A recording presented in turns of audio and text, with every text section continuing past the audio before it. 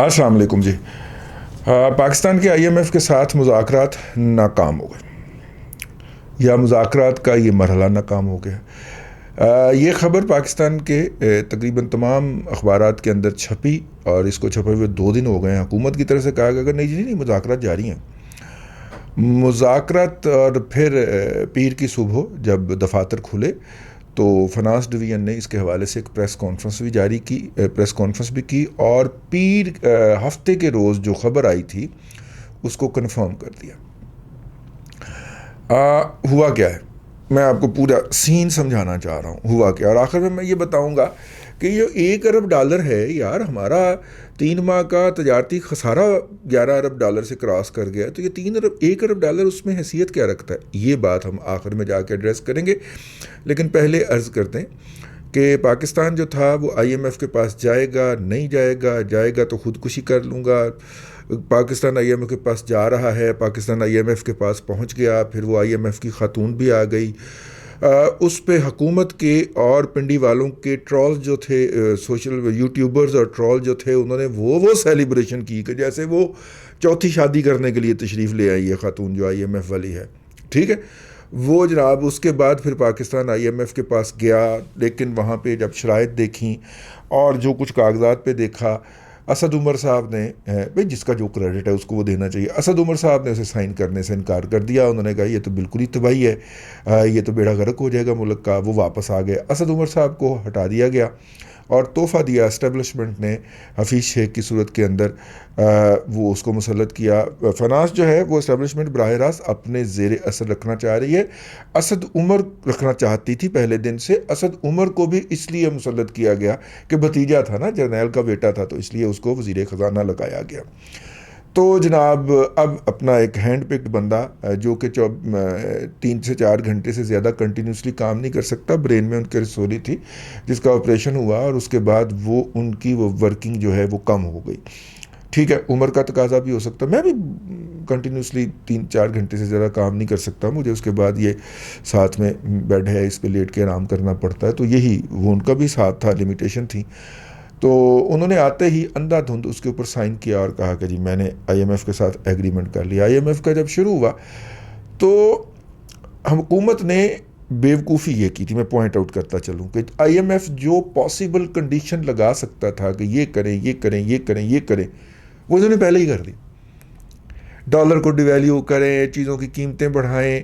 یعنی اس وقت اگر آپ کو یاد ہو تو 250% گیس کی قیمت بڑھائی تھی ایک دفعہ میں، اور پھر اس کے اوپر 150% پھر بڑھائی تھی. یہ ساری وہ چیزیں تھیں جو آئی ایم ایف نے آپ سے کروانا تھی، آپ نے پہلے ہی کر دیں. جب آپ نے پہلے ہی کر دیں تو اب اس نے نئی کنڈیشنز نکال لیں کہ ایوی کر کے ہو پائے. لو جناب بیڑا غرق ہو گیا. وہ جو نئی کنڈیشن انہوں نے نکالی وہ اتنی سخت تھیں کہ مزید قیمتیں بڑھانی تھی. ٹھیک ہے، پیٹرول کی قیمت کو $1 پر لیٹر پہ لے کے آنا تھا. ٹھیک ہے، اور اس وقت ڈالر جو تھا وہ تقریباً 150 سے 160 کے درمیان تھا، تو وہ لیول ٹچ کرانا تھا. لیکن اب اس کے اوپر جھگڑا پڑ گیا. وہ جو تھے کابینہ کے اندر یہ رولا پڑ گیا کہ یار ہم کیا کرتے جا رہے ہیں. اور رولا پڑا، ابھی یہ رولا ہی پڑا تھا کہ اوپر سے کرونا کی رحمت ہوگی. ان کے لیے تو رحمت ہوئی نا، اور کرونا کی رحمت ہو گئی. اور اس کے اوپر اسد عمر صاحب نے وہ تاریخی فقرہ فرمایا. تاریخی فقرے تو انہوں نے بہت فرمایا، لیکن یہ فرمایا کہ ہم تو معیشت کا پہلے ہی بیڑا غرق کر چکے تھے.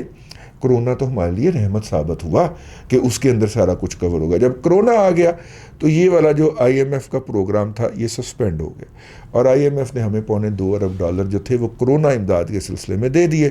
وہ الگ تھے، وہ ہر ملک کو اس کی غربت، افراد، ویکسین کی کیپیسٹی، ویکسین خریدنے کے لیے جو پیسے آئی ایم ایف نے دیے تھے وہ $2.25 ارب دے دیے انہوں نے کیش. اور ہم نے وہ وڈرا کروا کے اور بغلیں بجائیں اور وہ 1200 ارب روپے کے اندر شامل کر کے اس کو ادھر ادھر جو کرنا تھا وہ کر دیا. 25 لاکھ کا ایک پیشنٹ ٹریٹ کیا، رج کے کنا تک رج کے ہیں. ہاں، پیٹ تک پھول گئے جی ہمارے رجتے. اچھا خیر، وہ جناب یہ ہو گیا. اب جب کرونا کی واپسی ہوئی تو اب ہم پھر گئے آئی ایم ایف کے پاس کہ جناب وہ ایک پروگرام ہوتا تھا جو کہ ہم نے سسپینڈ کر دیا تھا، اب اس کو بحال کریں.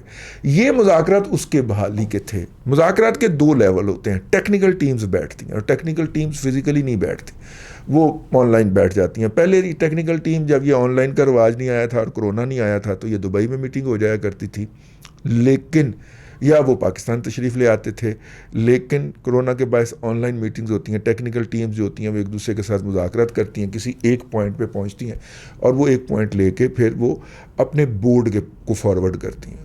اگر کوئی جمع تفریق رہ جائے تو بورڈ اس کے اوپر فیصلہ کر دیتا ہے کہ چلیں یار یہ کنڈیشن یہ میٹ نہیں کر رہے، اس کو نظر انداز کر دیں. بورڈ کے اندر امریکہ بہادر کی اکثریت ہے اور امریکہ بہادر جس کو چاہتا ہے وہ ریلیف دے دیتا ہے. 47 یا 48% ووٹنگ رائٹ ان کا ہے بورڈ کے اوپر. تو وہ جس کو چاہتا ہے اس کو کہتا ہے کہ چلو یار جان دو یار، اپنا ہی بچائے گا کر لے گا، ٹھیک ہے. اور جس کو انہوں نے رگڑنا ہوتا ہے اس کو کہتا ہے نہیں اس کو نکر میں کھڑا کریں، یہ اس نے بہت بڑی غلطی کر دی. اس دفعہ امریکہ بہادر کی طرف سے دوسری والی بات ہوئی ہے، اس کو نکر میں کھڑا کریں، یہ بہت بدماش بنا ہوا، ٹھیک ہے.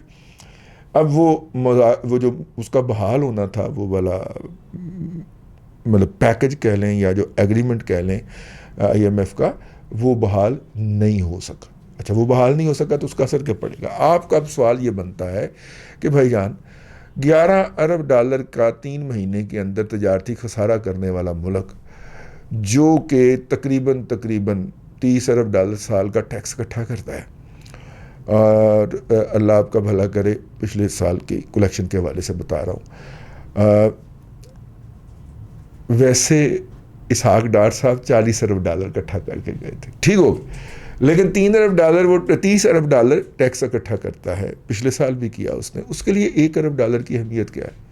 یہ 1 ارب ڈالر جو ہے اس کی اہمیت یہ ہے کہ دنیا کو یہ دکھانا ہوتا ہے.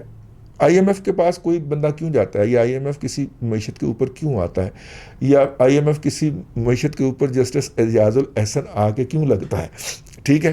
اس کی بنیادی وجہ یہ ہوتی ہے کہ وہ ملک اس سے کہتا ہے کہ یار یہ میرے ملک، وہ ملک آئی ایم ایف سے کہتا ہے کہ بھائی جان یہ ہمارے کھاتے اوپر نیچے ہو گئے ہیں، ہم کتنا کما رہے ہیں، ہم اتنا زیادہ خرچ کر رہے ہیں، یہ امبیلنس ہو گیا. وہ کہتا ہے ٹھیک ہے خادم تھوڑا حاضر، کھاتے ٹھیک کر دیتا ہے، کھاتے ٹھیک کر دوں گا، لیکن آئیں نہ ذرا مجھے کھاتے چیک کروائیں. تو ہم کھاتے سارے پیش کرتے ہیں ان کو، وہ ملک جو ہوتا ہے وہ پیش کرتا ہے. تو وہ کہتا ہے کہ انکم آپ کی اتنی کم ہے تو آپ ایسا کریں کہ انکم بڑھا لیں، یعنی کہ ٹیکس لگا لیں، چیزیں مہنگی کر لیں. جب ٹیکس لگیں گے تو چیزیں مہنگی ہوں گی، ٹھیک ہے. اور دوسری طرف وہ دیکھتا ہے کہ جناب آپ کے خرچے اتنے ہیں تو وہ کہتے ہیں خرچے کم کر لیں، اور خرچے کس ہیڈ میں کم کریں، وہ اس ہیڈ میں کم کر لیں. دفاع جو ہے وہ ہمارا اتنا سینسٹیو ایشو ہے کہ جس کے اوپر آج تک ہم نے آئی ایم ایف کو بات نہیں کرنے دی. یہ پہلا موقع تھا کہ آئی ایم ایف نے کہا یار یہ دفاع کے خرچے کے اندر 1200 ارب روپیہ تو آپ ڈائریکٹ دے رہے ہیں، اس کے بعد یہ لیویز ہو گیا، اس کے بعد یہ رینجر ہو گیا، یہ ایف سی ہو گیا، یہ قانون کی مدد کے لیے آتے ہیں یا نہیں آتے ہیں ہمیں نہیں پتہ، لیکن ان کو بھی آپ پیسے دے دیتے ہیں. پھر یہ 5ویں پشت کی دوگلی ابلاغی جنگ کے اندر آپ نے جو 70 لاکھ کے اوپر ولاگر رکھے ہوئے ہیں، اس 95 یا 100 ارب روپے آپ ادھر لے جاتے ہیں. یہ سارا سول کھاتے سے جا رہا ہے، ٹھیک ہے. وہ ڈیفینس بجٹ میں سے خرچ نہیں کرتے 5ویں پشت کی دوگلی ابلاغی جنگ کے اوپر. اور یہ دیکھیں آپ نے اس کا اتنا خرچہ بڑھا دیا. ویسے بھی اوورسیز جب آپ بندے اپوائنٹ کریں گے تو خرچے تو پھر پاؤنڈوں میں، آسٹریلین ڈالر میں، تھائی بات میں دینا پڑیں گے، تو وہ پھر خرچے بہت زیادہ ہو جاتے، ٹھیک ہے. جب آپ ہالینڈ بھیجیں گے بندہ، وہ کیا کہتے ہیں ہمارے، کیا کہتے ہیں وہ صاحب، گرایا کو قتل کرنے کے لیے، تو بندہ تو پھڑا جائے گا نا لندن واپسی پہ، تو وہ بتا دے گا اتنے پیسے دیتے سر میں نے، ٹھیک ہے. اچھا وہ جو ہے وہ کہتے ہیں یار یہ والے خرچے کم کریں، تو ہم اچھل کے پڑے چھت کے ساتھ، تم ہمارے دفاع کے اوپر نظر ڈالتے ہو. تو مطلب کہ نہیں ہمارا دفاع بہت کم ہے، 1200. انہوں نے کہا نہیں پایا نا 2000 ارب روپے کے قریب پہنچن دے آج. یہ دیکھو نا ڈیمو کی حفاظت کے بھی آپ پیسے الگ سے لے رہے ہیں، 20 ارب مطلب 30 ارب روپیہ آپ لے رہے ہیں. تربیلا کی حفاظت کا الگ سے، منگلا کا 20 ارب روپیہ لے رہے ہیں. وہ پوری نہر جو ہے غازی بروتھا کی نہر، اس کے ارد گرد آپ نے جو بندے لگائے ہیں وہ ان کی تنہائیں الگ پائے نا. تو سارا کچھ تسی لے جا رہے، ایک سائڈ تے جا رہے ہیں، ادھر بھی کمی کرو. ہم سینہ تان کو نہیں، ہمارا دفاع کم نہیں ہو سکتا، ٹھیک ہے. جب دفاع کام نہیں ہو سکتا تو پھر کیا کریں؟ انہوں نے کہا ہم ادھر چھرا پھیر دیتے ہیں، ٹھیک ہے. گیس ویس پٹرول سارا کچھ. تو یہ والا کر کے تو حضرت قبلہ حضور نے وہ سائن کیا تھا. اب بات واپس آ جاتا ہے کہ کیوں ضروری ہے، اہمیت کیا ہے. اہمیت یہ ہے کہ جب ہم یہ بتاتے ہیں دنیا کو باقی جگہ سے جہاں سے ہم نے پیسے ادھار لینے ہوتے ہیں کہ دیکھیں جی ہمارا کھاتا جو ہے وہ کھاتے جو ہے وہ IMF نے سیدھے کر دیے ہیں، شفاف کر دیے ہیں، اور لہٰذا ہم آپ سے جو کمٹمنٹ کریں گے وہ پوری کریں گے. وہ ایک سٹینڈرڈ ہے، وہ ایک ISO سرٹیفکیشن ہے IMF جو آپ کو دیتا ہے، سفید پرچی دیتا ہے کہ یہ اچھے بچے بن گئے نا، انہوں نے اپنا گھر ان آرڈر کر لیا، تو اس کے بعد پھر باقی جگہوں سے لون لینے کے اندر ہمیں آسانی ہو جاتی ہے. تو $1 ارب کو نہ دیکھیے، اس کو سائڈ پہ کر دیے. وہ جو اس نے کلین چٹ دینی ہے نا ہمیں، اس نے ہمیں دنیا کے اندر معتبر بنانا ہے. تو اصل میں $1 ارب کی کیا اوقات ہے یار، لیکن وہ جو کلین چٹ ہے وہ چاہیے، جو کہ نہیں ملی. معاملہ پھر پہ پڑ گیا، اور ہم نے اس کو اتنا، ہماری حکومت نے یعنی عمران خان حکومت نے اس کو اتنا مس ہینڈل کیا ہے کہ جس بندے کو مذاکرات کے لیے بھیجا وہ عین مذاکرات کے درمیان جو تھا وہ فوت ہو گیا. اس مراد یہی ہے نا کہ اس کا عہدہ ختم ہو گیا. اس کو وعدہ کیا تھا تمہیں MNA یا سینیٹر بنوائیں گے، اور ماشاءاللہ اتنی گرپ ہے عمران خان صاحب کی اپنی پارٹی کے اوپر کہ کوئی MNA اس کے لیے استعفیٰ دینے کو تیار نہیں تھا، کوئی سینیٹر اپنی سیٹ چھوڑنے کو تیار نہیں تھا، نہ پنجاب سے نہ KPK سے. 80 کروڑ میں جنہوں نے خریدی ہے وہ کیوں چھوڑیں؟ ہاں، تو نتیجے کے طور کے اوپر وہ صاحب جو ہیں ان کو واپس ڈیموٹ کر کے تو ایڈوائزر بنا دیا گیا. اس پہ وہ بہت دکھی ہیں. انہوں نے اپنے ایک دوست سے بات بھی کی وہاں پہ، اور شاید اسی دوست کے پاس چلے گئے ہیں. مذاکرات کے خاتمے کے اعلان کے فوراً بعد پاکستان شاید وہ ابھی نہیں آ رہے، لیکن انہیں ڈسگرنٹل کیا نا، انہیں دھوکہ دیا نا، ان کے ساتھ وعدہ کر کے پورا نہیں کیا. تو انہوں نے اور کون سے وعدے پورے کر دیے ہیں جو قوم کے ساتھ کیے تھے، کہ شوکت ترین صاحب کے ساتھ کیا وہ وعدہ پورا نہیں کیا. تو ویسے ہی جس طرح انہوں نے قوم کو ڈیل کیا، اس طرح انہوں نے شوکت ترین کو ڈیل کیا. تو عین مذاکرات کے درمیان ان کا وہ ایکسپائر ہو گیا. تو اگر ٹیکنیکل ٹیمز جو تھیں وہ ٹرمز اینڈ کنڈیشن پہ ایگری نہیں کر پائی تھیں تو بورڈ کے اندر لے کے جانے کا بات تو بنتی نہیں تھی. پھر معاملہ جانا ہی نہیں چاہیے تھا ان کو. قوم کے 50-60 لاکھ روپیہ بچ جاتے جو ان کے دورے کے اوپر خرچ ہوں گے. لیکن اب کیا کریں، مسئلہ یہ ہے ڈیفر ہوا ہے کہ پھر ٹیکنیکل ٹیمز بیٹھیں گی، اور وزارت فنانس ڈویژن جو ہے وہ جو کہہ رہی ہے کہ نہیں جی وہ مذاکرات جاری ہیں، تو وہ کسی حد تک درست ہے کہ مذاکرات تو جاری ہیں، لیکن مذاکرات جاری کس قیمت پہ ہیں کہ سرٹیفکیٹ ہمیں کوئی نہیں ملا آہو، اور اس کے بعد اس سرٹیفکیٹ کی بنیاد کے اوپر جو ہمیں کہیں اور سے قرض مل سکتا تھا وہ بھی نہیں مل سکتا. کم از کم یورپین بینکس سے تو ہم امید نہ رکھیں.